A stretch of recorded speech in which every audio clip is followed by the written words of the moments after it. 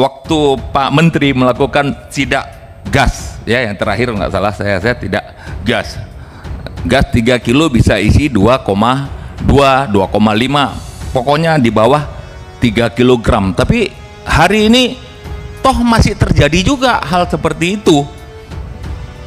Begitu juga Bapak melakukan sidak tekstil ke Tanah Abang. Tanah Abang tuh Pak, itu dulu pasar tekstil terbesar di Asia Tenggara dulu, sebelum tahun 2000 tuh Pak ya, sebelum krisis ekonomi, tekstil kita itu primadona Pak ya. Saya ulang lagi, tekstil kita itu primadona. Tapi hari ini terus terang itu tergerus. Kalau Bapak datang lagi ke Tanah Abang, kalau boleh Bapak jangan rame-rame datang ya, biar Bapak lihat hampir setengah kios-kios di sana tutup Pak ya. Harga sewa dulu yang harganya kita bilang setahun 200 juta, sekarang 25 juta pun tidak ada yang tempatin. Itu menandakan bahwa keadaan ekonomi kita, pasar tekstil kita itu sudah merosot ya. Bukan hanya 120 pabrik yang tutup, hari ini sudah terus ya mengantri PHK dan mengantri pabrik-pabrik itu tutup Pak. Kan kita tidak cinta, bukan tidak boleh import ke dalam negeri kita, cuma jaga, tolong dilihat, tolong dijaga, jangan akibat kemudahan-kemudahan yang kita berikan akhirnya menghantam industri kita sendiri, membuat pengangguran yang begitu besar, dan juga devisa kita hilang menguap begitu saja. Cukup menarik apa yang Pak Menteri sampaikan tadi tentang rencana kerja tahun 2025.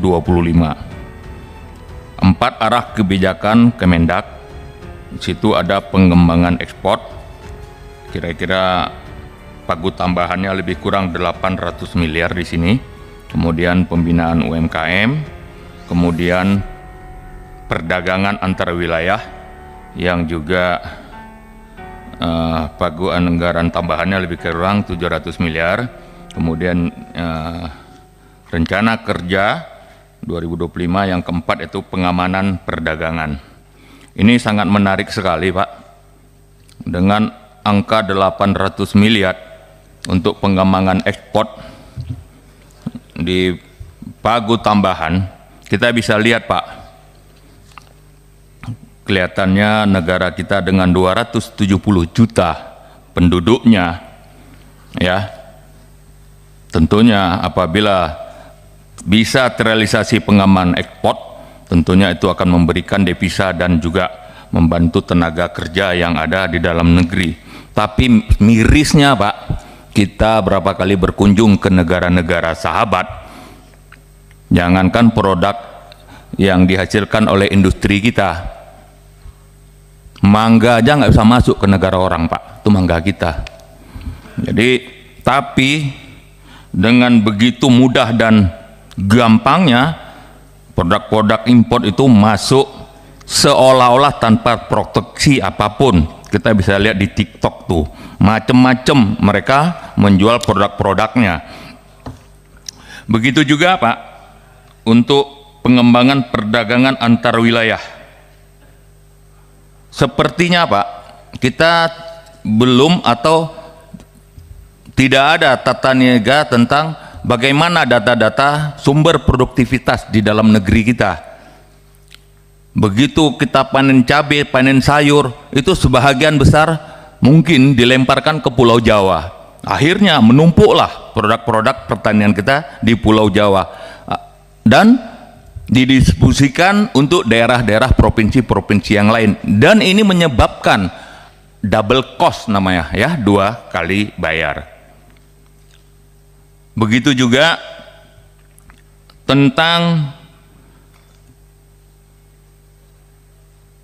adanya perang dagang antara Cina dan Amerika. Ini mestinya peluang-peluang seperti ini kita bisa ambil tuh Pak. Ada lebih kurang ya, ada lebih kurang 20.000 sekarang industri-industri ekspor di Yiwu, provinsi Zhejiang, Cina itu Pak. Itu sekarang mereka tidak bisa melakukan ekspor barang-barangnya ke negara-negara Eropa maupun Amerika. Saya ada mendengar bahwa mereka ingin melakukan investasi barang setengah jadi di Indonesia yang bisa diekspor oleh pabrik-pabrik yang ada di dalam negeri, yang tentunya itu meningkatkan daripada devisa, memberikan kesempatan untuk tenaga kerja, dan juga tidak merusak industri-industri yang ada di dalam negeri. Ini kemudian ada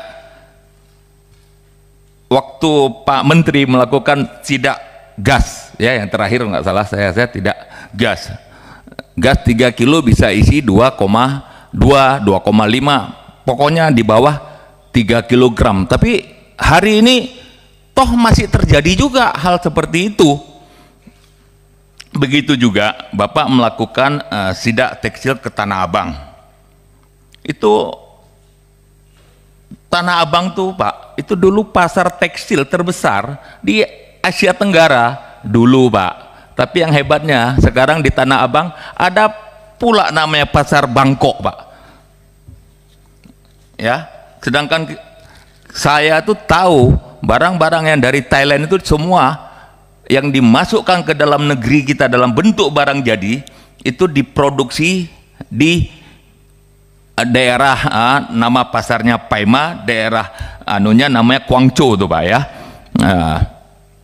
Jadi tentunya pasti ada hal yang salah di sini. Kita itu dulu sebelum tahun 2000 tuh Pak ya, sebelum krisis ekonomi, tekstil kita itu primadona Pak. Ya, saya ulang lagi, tekstil kita itu primadona. Tapi hari ini terus terang itu tergerus. Kalau Bapak datang lagi ke Tanah Abang, kalau boleh Bapak jangan rame-rame datang ya, biar Bapak lihat hampir setengah kios-kios di sana tutup Pak. Ya, harga sewa dulu yang harganya kita bilang setahun 200 juta, sekarang 25 juta pun tidak ada yang tempatin. Itu menandakan bahwa keadaan ekonomi kita, pasar tekstil kita itu sudah merosot ya. Tadi apa yang disampaikan Pak Haris itu tentang terlalu berpihak kepada pihak importir.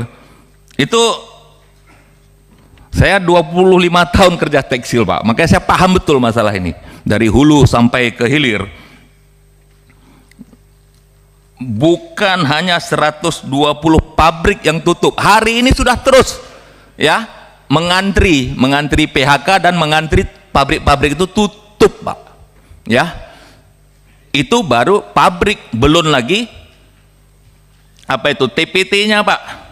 Karena mereka katakan, kenapa sih kita itu dalam negeri dibebankan biaya begitu besar, impor itu begitu gampang dan begitu mudah. Yang karena tekstil ini Pak, ini adalah padat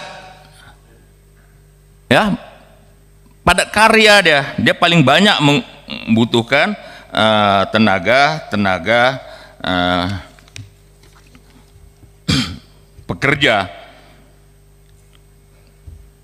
Izin Pak Menteri, ini apapun ceritanya ya, di dalam masalah perdagangan ekspor import, negara kita ini adalah sebuah negara besar dengan 270 juta penduduknya. Hari ini kita bonus demografi ya.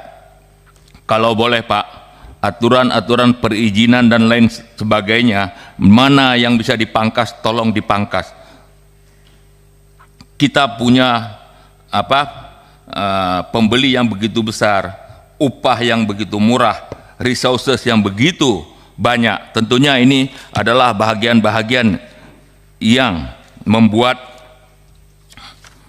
para investor-investor tentunya tertarik mereka untuk melakukan investasi perdagangan dan lain sebagainya di dalam negeri kita.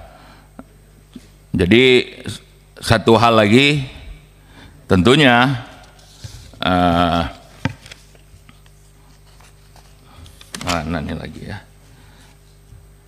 ya, satu hal lagi tentunya kita mendukung tentang pertambahan pagu, tambahan indikasi dari Kementerian Perdagangan. Cuma di balik ini semuanya tentunya harus memberikan nilai manfaat, nilai lebih, dan sekali lagi bukan kita tidak cinta, bukan tidak boleh import ke dalam negeri kita, cuma jaga, tolong dilihat, tolong dijaga, jangan akibat kemudahan-kemudahan yang kita berikan akhirnya menghantam industri kita sendiri, membuat pengangguran yang begitu besar, dan juga devisa kita hilang, menguap begitu saja. Jadi tentunya harapan pada Pak Menteri supaya bagaimana industri-industri kita bisa bertumbuh dan berkembang menggunakan tenaga-tenaga